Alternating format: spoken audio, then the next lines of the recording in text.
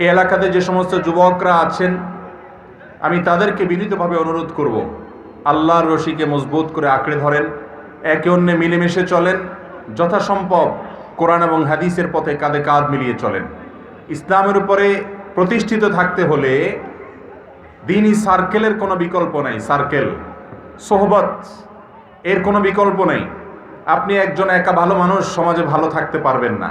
আরেকজন ভালো মানুষের সহযোগিতা দরকার, আরেকজন ভালো মানুষের সাথে উঠা বসা করা দরকার। আল্লাহ বলেছেন, ইয়া আইয়ুহাল্লাযীনা আমানুত্তাকুল্লাহ ওয়া কুনু মা'আস সাদিকিন। হে ঈমানদারগণ, তোমরা তাকওয়া অবলম্বন করো, মুত্তাকি হও। আর মুত্তাকি হওয়ার উপায় কি? ওয়া কুনু মা'আস সাদিকিন। যারা ভালো মানুষ, যারা সত্যবাদী, যাদের ভেতর বাহির এক, যারা মুখলেস, যারা আমলদার, সেই সমস্ত ভালো মানুষদের সাথে উঠা বসা করতে হবে। তো সাধারণত যুবকরা ভালো যুবকদের সাথে যদি উঠা বসা করেন, তাদের মাধ্যমে মুত্তাকি হওয়া যাবে, তাকওয়ার দিকে অগ্রসর হওয়া যাবে। এই এলাকার যুবক ভাইদের কাছে আমি বিশেষভাবে শুরুতেই আহ্বান রাখতে চাই, আপনারা একে অন্যের সাথে কাঁধে কাঁধ মিলিয়ে এই এলাকাকে উন্নতির জন্য, এই এলাকার মানুষের অগ্রগতির জন্য, অভাবী মানুষের পাশে দাঁড়ানোর জন্য সামাজিক কার্যক্রম এবং অন্যান্য যত কার্যক্রম আছে সেগুলো করবেন। সেই সাথে ইসলামের প্রচারের জন্য, দাওয়াতের কাজের জন্য, কোরআন এবং হাদিসের কাজের জন্য একে অন্যের সহযোগিতা করে কাঁধে কাঁধ মিলিয়ে মিলে মিশে একত্র হয়ে থাকবেন। এক একজন এক এক মুখী হবেন না, তাহলে আল্লাহর সাহায্য কেউ পাবেন না। সবাই মিলেমিশে থাকবেন তো ইনশাআল্লাহ। এবং আপনারা যদি মিলেমিশে চলেন, সুন্দর মতো একে অন্যের সাথে পরামর্শ করে চলেন, মুরব্বীদের তত্ত্বাবধানকে রাখেন, ওলামা একরামের তত্ত্বাবধান যেন অবশ্যই থাকে আপনাদের মাথার উপরে। এগুলো যদি আপনাদের থাকে, ইনশাআল্লাহ দেখবেন আপনারা এই এলাকাকে আলোকিত করতে পেরেছেন, নিজেদেরকে আলোকিত করতে পেরেছেন। যুব সমাজ যদি জেগে যায়, গোটা দেশ জেগে যাবে, গোটা দেশের চেহারা পরিবর্তন হয়ে যাবে। আগামীর ভবিষ্যৎ যুবকরা, তাদেরকে যদি আমরা সঠিক পথ দেখাতে পারি, তাদেরকে যদি ভোগ নয় ত্যাগ শিখাতে পারি, তাহলে ইনশাআল্লাহ গোটা বিশ্ব মানবতা নতুন এক পৃথিবী উপহার পাবে। আমরা সেই পথে হাঁটবো তো ইনশাআল্লাহ। এই যে 31st নাইট আসছে, ভোগের বার্তা নিয়ে আসছে, যুব সমাজ আপনাদেরকে ত্যাগ শিখতে হবে, ভোগ নয়। ইসলাম ত্যাগের কথা বলে। ভোগ একজন মানুষ জীবনে করবেই, কিন্তু তার ত্যাগের পার্টটা তার জীবনে ভোগের চাইতে কম থাকবে না, কোনো ক্রমে বেশি থাকবে। ভোগে আনন্দ আছে, কিন্তু ত্যাগের মধ্যে যে আনন্দ, সে আনন্দটা হলো আত্মিক আনন্দ, সে আনন্দটা হলো মনের আনন্দ, সে আনন্দটা হলো আসল আনন্দ, পবিত্র আনন্দ। এই জন্য 31st নাইট বলেন, যত প্রকার এই জাতীয় উৎসব বলেন, এই সমস্ত উৎসবগুলো যারা আমদানি করে, তারা মূলত আমাদের মধ্যে আবেগ, আমাদের মধ্যে যে উচ্ছ্বাস, আমাদের মধ্যে যে জোশ জজবা আছে, এগুলোকে পুঁজি হিসেবে ব্যবহার করে সাম্রাজ্যবাদী বাণিজ্যিক সাম্রাজ্যবাদের লোকেরা তারা আমাদের সম্পদটা লুট করতে চায়। আমরা ফুর্তি ফার্তা করার জন্য পয়সা কড়ি খরচ করব, দিন শেষে তাদের ব্যবসা দরকার। এই সমস্ত আবেগ, এগুলো তাদের ব্যবসা ছাড়া আর কিছুই নয়। ইসলাম বলে, যে কোনো আনন্দ উপলক্ষে তুমি গরিব অসহায়ের মুখে হাসি ফুটাও, পাশাপাশি তুমি আনন্দ করো। গরিব অসহায়কে হাসানোর যে আনন্দ, সে আনন্দ নিজে ভোগ করার মধ্যে নাই। কিন্তু 31st নাইটের এই কালচার, এই জাতীয় যত কালচার আছে, এগুলো সব আমাদেরকে শুধু ভোগের শিক্ষা দেয়, ত্যাগের শিক্ষা দেয় না। কেন 31st নাইটে এত আনন্দ উদযাপন করা হয়? মনে করা হয় যে বছরের প্রথম দিনটা, প্রথম মুহূর্তটা যদি আনন্দ ফুর্তি করে, উৎসব করে, উল্লাস করে কাটানো হয়, তাহলে নাকি সারা বছর ভালো থাকা যাবে। এটা আবার যারা করছে, তাদের সবচেয়ে বড় অংশ এই সমাজের তথাকথিত শিক্ষিতরা, বিশেষ করে শিক্ষার্থীরা, তরুণরা। তাদের মধ্যে আবার অনেকে আছে যারা নিজেদেরকে বিজ্ঞান মনস্ক দাবি করে, তারা ধর্মকে অস্বীকার করে, কিন্তু আবার 31st নাইট উপলক্ষে তারা এই সমস্ত কর্মকাণ্ড করে যে যুক্তিতে, সেটার মতো হাস্যকর যুক্তি, অযৌক্তিক এবং অধার্মিক এবং অবৈজ্ঞানিক আর কোনো কাজ হতে পারে না যে বছরের প্রথম দিন ভালো গেলে সারা বছর ভালো যাবে। আগে এক সময় মানুষ মনে করত, দোকানদাররা প্রথম কাস্টমার যদি ভালো পায় তাহলে সারাদিন ভালো বেচা হবে, প্রথমটা বাকি আসলে সারাদিন খারাপ যাবে, এরকম না মনে করতো মানুষ? এই মনে করা কি ঠিক না ভুল? ভালো এবং মন্দের মালিক কে? কোন কাস্টমার ভালো নগদ নিতে আসলো না বাকি নিতে আসলো না বাকি নিতে আসলো, এর সাথে ওই ব্যক্তির কপাল ভালো হওয়ার খারাপ হওয়ার কোনো সম্পর্ক নাই। এটাই হলো তাওহীদের শিক্ষা, এটাই হলো ঈমানের শিক্ষা। কিন্তু আজ সেই ফেলে আসা কুসংস্কারকে নতুন করে আমদানি করছে যারা, তারাই নিজেদেরকে আবার বিজ্ঞান মনস্ক দাবি করে।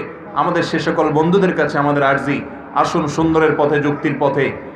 নতুন বছরের প্রথম মুহূর্ত উৎসব করলে যদি সারা বছর আনন্দে থাকতো, তাহলে সেক্ষেত্রে 31st নাইট উপলক্ষে যে বেলেল্লাপনার শিকার হয়ে অশ্লীলতার ছড়াছড়িতে পড়ে বহু মানুষ ক্ষতিগ্রস্ত হয়েছে, বহু বছর আগে অনেক ঘটনা আমাদের দেশে ঘটেছে, প্রতি বছরই ঘটে। এরা সারা বছর হাসতো, এদের কান্না আর আসতো না। এগুলো অযৌক্তিক, এগুলো প্যাগানদের, এগুলো প্রকৃতি পূজারীদের দাবি। তারা মনে করে যে সময়কে, বিশেষ বিশেষ আল্লাহর সৃষ্টিকে পূজা করলে ভালো কিছু পাওয়া যায়। মুসলমান মনে করবে ভালো কিছু পাওয়ার একমাত্র রাস্তা হলো ভালো আমল করা, ভালো কাজ করা আর আল্লাহর কাছে দোয়া করা, এছাড়া আর কোনো রাস্তা খোলা আছে? অতএব এই সমস্ত চিন্তা ভাবনা থেকে বেরিয়ে আসতে হবে। তরুণদেরকে এই সমস্ত কুসংস্কার এগুলো থেকে সরে আসতে হবে। আপনারা মনে করেন 31st নাইটের রাত 12টা 1 মিনিটে আপনি বাজি ফুটেলেন, ফটকা ফুটেলেন, আপনি এরকমভাবে আতশবাজি করলেন, আনন্দ ফুর্তি করলেন, আপনি মনে করলেন যে আপনি সারা বছর ভালো থাকবেন। অথবা আপনি মনে করলেন যে এই ফুর্তি আপনার জন্য জায়েজ আছে।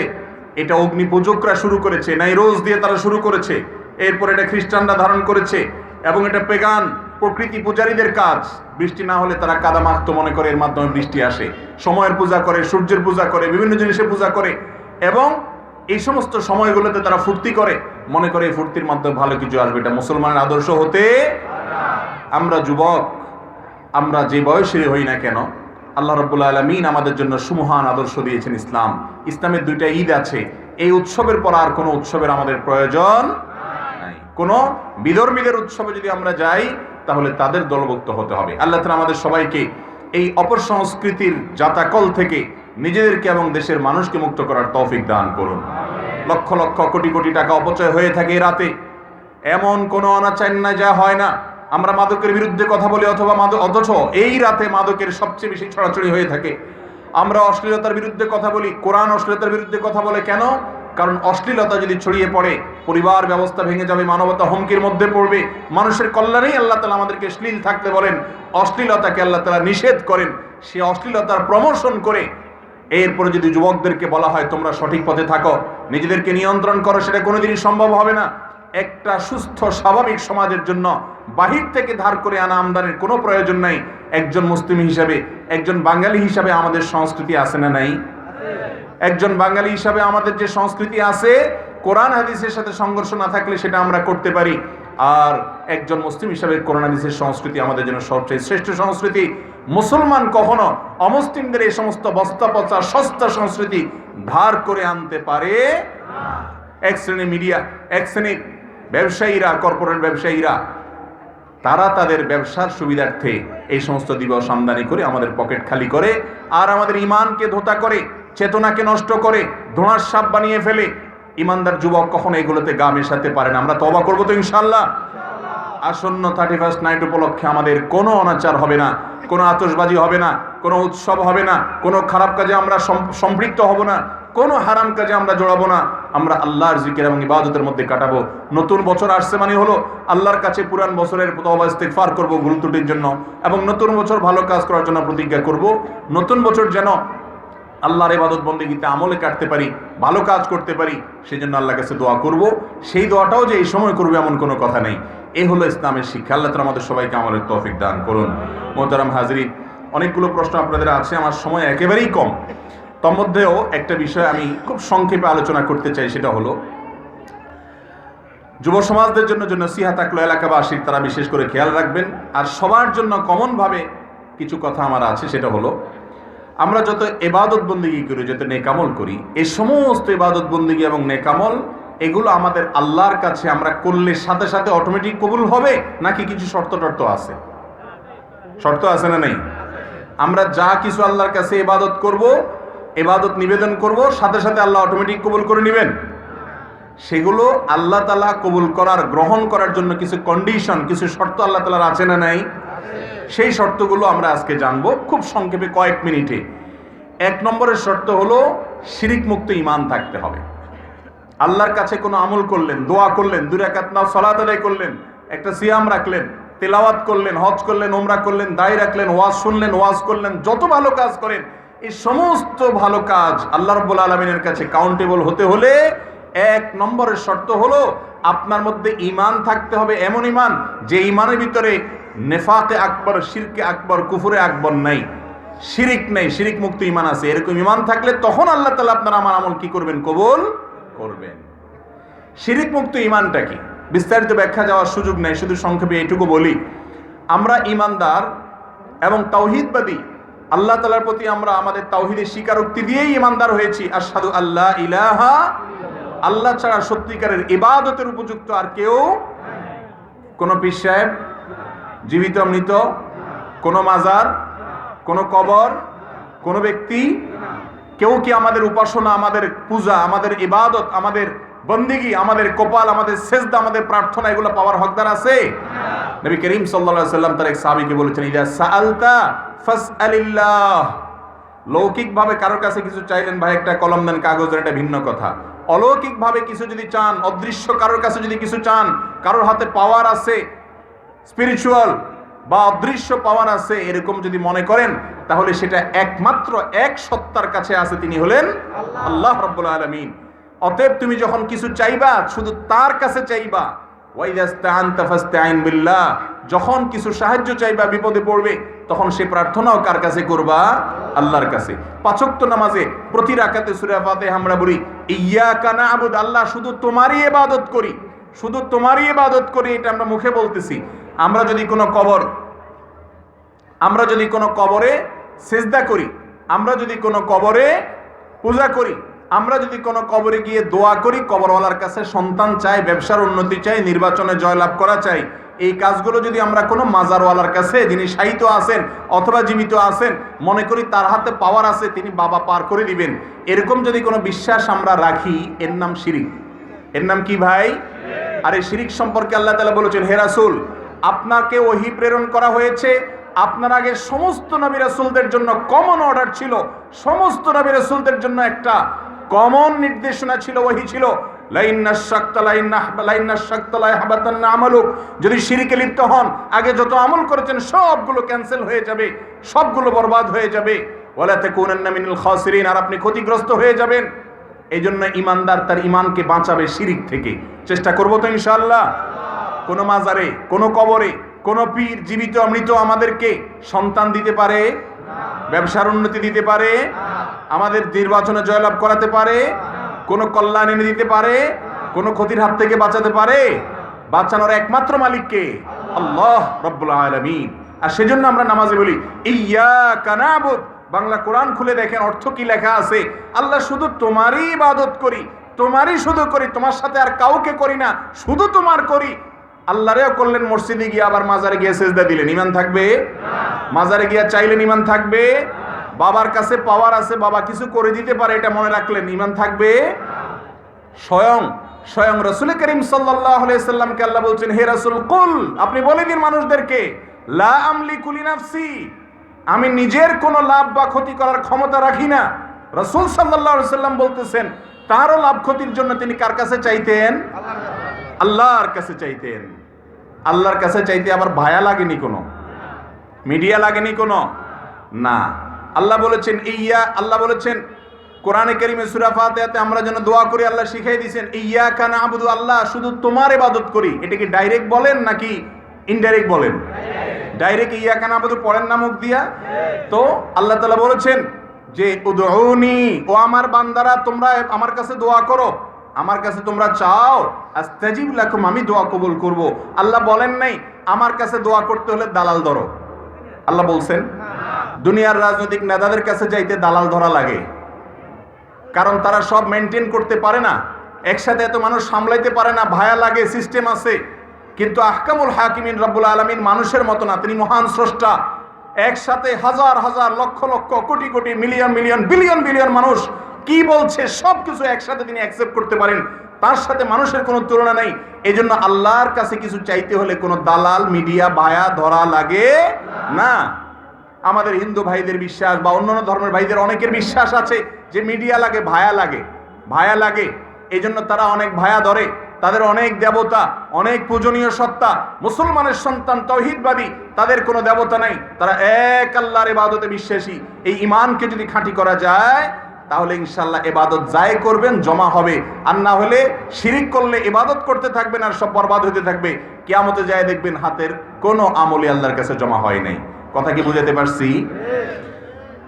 দ্বিতীয় শর্ত হলো ইবাদত কবুল হওয়ার জন্য প্রিয় নবী সাল্লাল্লাহু আলাইহি সাল্লামের ছাঁচ অনুযায়ী হইতে হবে। খুব ভালো করে শুনতে হবে। তার বাতানো পদ্ধতি অনুযায়ী হতে হবে, সুন্নাত অনুযায়ী হতে হবে। আল্লাহ রাব্বুল আলামিন আমাদেরকে কোরআন এবং হাদিসে যত নির্দেশ করেছেন এগুলো বাস্তবায়নের জন্য একজন নমুনা পাঠাইছেন, মডেল পাঠাইছেন। তার নাম হলো কি? মুহাম্মদুর রাসূলুল্লাহ সাল্লাল্লাহু আলাইহি ওয়াসাল্লাম। তাকে আল্লাহ তাআলা আমাদের জন্য মডেল করে পাঠিয়েছেন। তিনি হলেন আমাদের নমুনা, তিনি হলেন আমাদের আদর্শ। সালাত আদায় করতে হবে, আকিমুস সালাহ, তোমরা সালাত কায়েম করো। কিভাবে করো? ওই যে মুহাম্মদ সাল্লাল্লাহু আলাইহি ওয়াসাল্লাম যেভাবে করেছেন। আতুজ যাকাত, যাকাত আদায় করো। কিভাবে দিবা? বিস্তারিত বিবরণ আছে কোথায়? মুহাম্মদ সাল্লাল্লাহু আলাইহি ওয়াসাল্লামের হাদিস এবং জীবনে। তাহলে তিনি হলেন আমাদের মডেল। আমাদের মডেল কে রে ভাই? মুহাম্মদুর রাসূলুল্লাহ সাল্লাল্লাহু আলাইহি ওয়াসাল্লাম। আপনি যদি কোনো কাজ করার সময় ওই যে প্রথম শর্ত হলো ঈমান আছে, শিরিক নেই, আল্লাহ ছাড়া আর কারোর প্রতি আপনি আল্লাহর জায়গায় কাউকে আপনি আর রাখেন না, তাওহীদবাদী আপনি, একত্ববাদী আপনি, কোনো ভায়া আর মিডিয়া লাগে না আপনার। এটা যদি ঠিক থাকে, দ্বিতীয় কাজ হলো যে কোনো কাজ করবেন কাজটা সুন্নত অনুযায়ী হচ্ছে কিনা, রাসূল সাল্লাল্লাহু আলাইহি ওয়াসাল্লাম বাতানো নিয়ম অনুযায়ী হচ্ছে কিনা এটা দেখবেন। আপনি একটা জামা দর্জি দোকানে নিয়ে গেছেন, নিয়ে দেখাইছেন যে আমাকে এইরকম একটা জামা বানাই দিতে হবে। ওই জামাটার মাপ জোপ সব ঠিক রেখে যদি বানাইতে পারে দর্জিওয়ালা, তাহলে সে পারিশ্রমিক পাবে। আর যদি যেই স্যাম্পল দিছেন আপনি সেই স্যাম্পলের সাথে মিল না রেখে উল্টাপাল্টা কোথাও একটু বড় কোথাও একটু ছোট করে বানায়, সে কি পারিশ্রমিক পাবে? আল্লাহ রাব্বুল আলামিন আমাদেরকে কোরআনে বলেছেন আতিউল্লাহ ওয়া আতিউর রাসূল, তোমরা আল্লাহর কথা শুনো এবং রাসূলের কথা শুনো। আজকাল কিছু ভাই বাইরে হইছে, তারা বলে যে না কোরআন মানলেই হবে, হাদিস মানার দরকার নেই। আছে না নেই? আল্লাহ তাআলা কেন তাহলে বললেন আতিউল্লাহ ওয়া আতিউর রাসূল, তোমরা আল্লাহর আনুগত্য করো এবং রাসূলের আনুগত্য করো? আল্লাহ তাআলা আলাদা করে কেন বললেন? বোঝা গেছে শুধুমাত্র কোরআন থেকে কেউ আল্লাহর সমস্ত নির্দেশ ধরতে পারবে না, অবশ্যই রাসূল আকরাম সাল্লাল্লাহু আলাইহি ওয়াসাল্লামের হাদিস এবং ব্যাখ্যার দরকার আছে। তা না হলে 23 বছর ধরে এই কোরআন কেন একটু একটু করে আল্লাহ তাআলা রাসূলের প্রতি নাযিল করলেন? তাহলে রাসূল সাল্লাল্লাহু আলাইহি ওয়াসাল্লামকে বাদ দিয়ে শুধু কোরআনের উপরে আমল করা যাবে না। কোরআনে আছে আকিমুস সালাহ, সালাত কায়েম করো। কেমনে করো সেটার ব্যাখ্যা আছে কোথায়?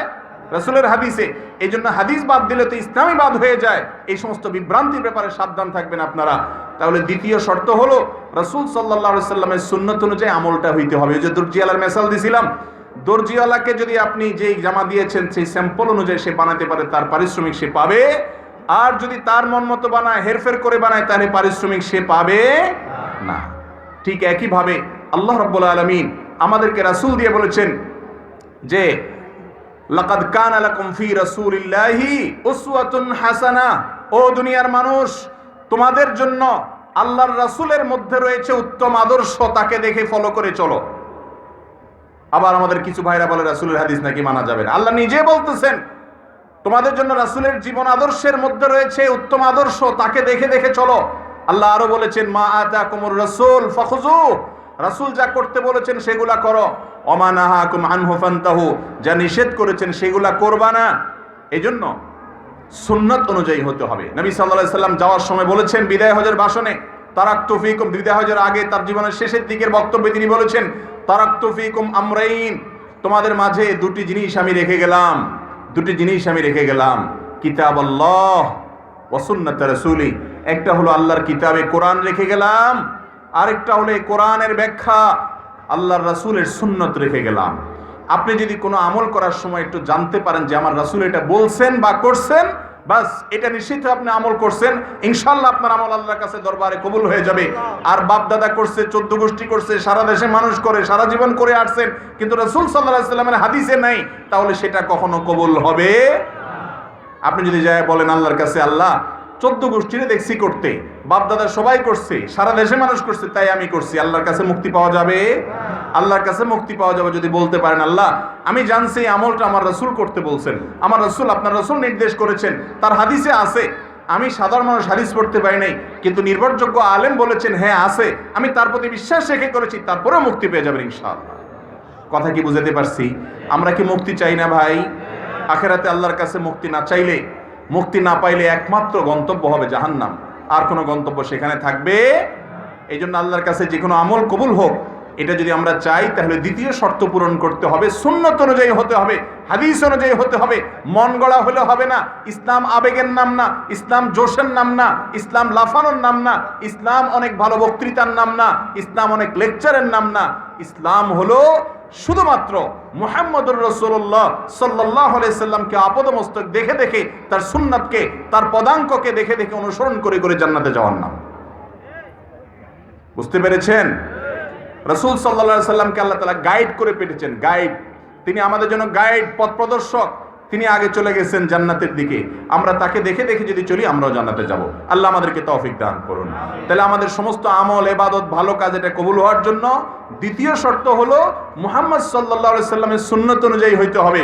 আপনি যদি সুন্নাত কোনটা, বিদআত কোনটা না জানেন, অন্তত আলেমদের কথার উপর নির্ভরশীল হতে পারেন, যে আলেম সত্য কথা বলবেন, যার কথা কাজে মিল আছে, যিনি আমলদার মানুষ, যিনি নামধারী আলেম না, বাস্তবেও আলেম, কোরআন হাদিসের ইলম রাখেন, মোটামুটি আস্থা হয়। সে আলেম যদি বলেন হ্যাঁ এটা রাসূল সাল্লাল্লাহু আলাইহি ওয়াসাল্লাম বলেছেন, আপনাকে যদি হাদিসের উদ্ধৃতি দিতে পারেন, আলহামদুলিল্লাহ, আপনি সেটার উপর আমল করবেন, সন্দেহ করার দরকার নেই, এবং এটার কারণে আপনি মুক্তি পেয়ে যাবেন। আর যদি আলেমদের মধ্যে, হুজুরদের মধ্যে মত পার্থক্য হয়, একটু বোঝার চেষ্টা করবেন কোনটা কোরআন হাদিসের কাছাকাছি। যেটাকে আপনার কাছাকাছি মনে হয়েছে ওটার উপর আমল করবেন, ভুল হইলেও আল্লাহর কাছে মুক্তি পেয়ে যাবেন ইনশাআল্লাহ। কিন্তু মূল হইতে হবে হাদিসে আছে কিনা, রাসূল বলছেন কিনা, নাকি বাপদাদা দেখবেন? বলেন, বাপদাদা দেখবেন? এলাকা দেখবেন? সারা দেশে মানুষ কি করে সেটা দেখবেন? দেখবেন কি কোরআন হাদিসে আছে কিনা। আপনি বলবেন আমি তো কোরআন হাদিস বুঝি না বাবা। আপনার বোঝার দরকার নেই, আলেমদের কাছে যান, তাদের উপর আস্থা রাখেন। বিশেষ করে যে আলেম নির্ভরযোগ্য মনে হয় তার কাছে যান, তার কাছ থেকে নেন। তিনি যদি বলেন হ্যাঁ রাসূল সাল্লাল্লাহু আলাইহি ওয়াসাল্লাম এটা বলেছেন, আপনি আস্থা রাখেন, আলহামদুলিল্লাহ, তিনি নির্ভরযোগ্য মানুষ হলে সেটার উপর আমল করলে আপনি নাজাত পেয়ে যাবেন। 3 নম্বর আমল কবুলের জন্য শর্ত হলো ইখলাস থাকা। ইখলাস থাকা, আল্লাহর সন্তুষ্টির জন্য কাজ করা, শুধুমাত্র আল্লাহর কাছে সওয়াবের আশা করা। দুনিয়ার কোনো ধান্দা থাকা যাবে। দান করছেন, মানুষের কাছে ভাবা আশা করেন, মানুষ কি বলবে না বলবে, ডানে বামে তাকান, একটু ভাবসা বাসা শরীরের মধ্যে, তাহলে এই আমল আল্লাহর কাছে কবুল হবে? যত আমল আছে, এই সমস্ত আমল আল্লাহর কাছে কবুল হওয়ার জন্য শর্ত হলো ইখলাস থাকতে হবে। আমল হবে শুধু আল্লাহকে খুশি করার জন্য, আর কোনো উদ্দেশ্য থাকবে। তাহলে যত আমল ইবাদত আমরা করি, এগুলো কবুল হওয়ার জন্য 3টা শর্তের 1 নম্বর হলো ঈমান থাকতে হবে খাঁটি, সেখানে ভেজাল থাকতে পারবে না, শিরিক থাকতে পারবে, আল্লাহর জায়গায় কাউকে রাখা যাবে। 2 নম্বর শর্ত হলো সমস্ত আমল হইতে হবে রাসূলের বাতানা পদ্ধতি অনুযায়ী, রাসূল সাল্লাল্লাহু আলাইহি সাল্লামের সুন্নাত অনুযায়ী। 3 নম্বর আমল হলো, 3 নম্বর শর্ত হলো ইখলাস থাকতে হবে, নিয়তটা খাঁটি থাকতে হবে, নিয়তের মধ্যে ভেজাল রাখা যাবে। এই 3টা কাজ যদি করতে পারেন, আমল যাই করেন, অল্প করেন আর বেশি করেন, সেটা আমল নামায় জমা হবে। কিয়ামতের দিন দেখবেন যে সেটা আপনার জন্য অপেক্ষা করতেছে সওয়াব হিসাবে। আর যদি 3টার কোনো একটা না থাকে, ঈমান না থাকে, অথবা সুন্নাত অনুযায়ী না করেন, মন মতো বিদআত অনুযায়ী করেন, অথবা আপনার ইখলাস না থাকে, তাহলে সে আমলের জান্নাতে যাওয়া তো দূরের কথা, জাহান্নামে যাওয়া লাগবে। আল্লাহ তাআলা আমাদের সবাইকে বুঝার তৌফিক দান করুন। ঈমানগুলোকে হেফাজত করবো তো ইনশাআল্লাহ, এবং এই 3টা শর্ত পূরণ করে আমরা নেক আমল করব। আল্লাহ তাআলা আমাকে, আপনাকে, আমাদের সবাইকে সেভাবে আমল করার তৌফিক দান করুন। ভাই প্রশ্ন